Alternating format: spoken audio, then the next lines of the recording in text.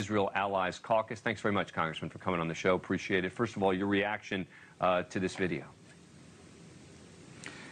Well, Dan, this video, like the others I've had an opportunity to see as a member of Congress, are very painful to watch, but I think I and others have a responsibility to watch them, especially as we're making policy with respect to Israel. They're very difficult to see.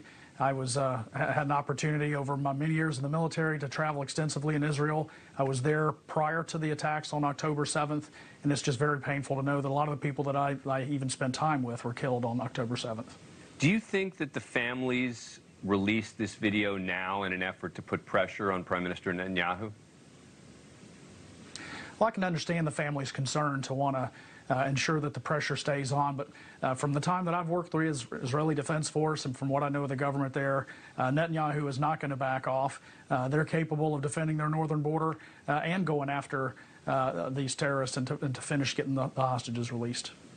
You know, Netanyahu has sort of doubled down on his suggestion that the Biden administration has been withholding weapons from Israel. We've also gotten a response today from the State Department spokesperson. I want to play what Netanyahu said, followed by the State Department spokesperson, and then I'd like to get your thoughts on that. Sure. I said it's inconceivable that in the past few months, the administration has been withholding weapons and ammunition to Israel. Israel, America's closest ally, fighting for its life, fighting against Iran and our other common enemies.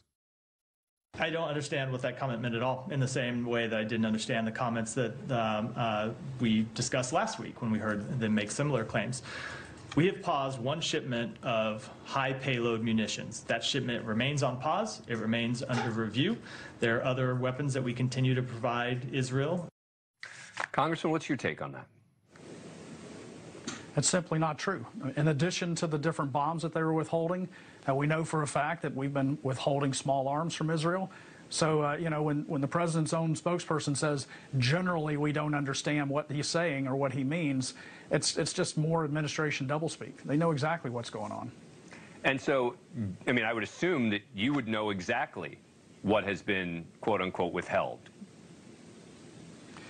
Well, you would think so. You would think with Congress appropriating the weapons and you know, having oversight over the executive branch, we would know. But as we frequently see, this is a White House that does exactly what they want to do, and they'll keep Congress in the dark as long as they can until they just can't deny it any longer.